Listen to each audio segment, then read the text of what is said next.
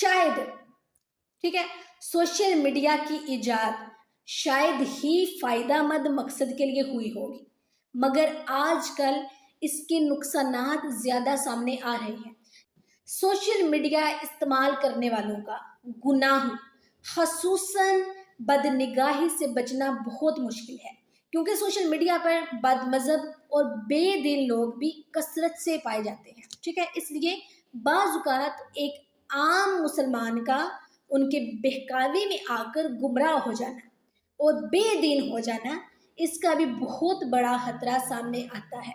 यानी आप अपने मज़हब से भी हट सकते हैं, आप वो भी काम कर सकते हैं जिनसे हमारे अल्लाह ताला ने बचने का हुक्म दिया है, जिन कामों को अल्लाह ताला ने सख्त नापसंद किया है।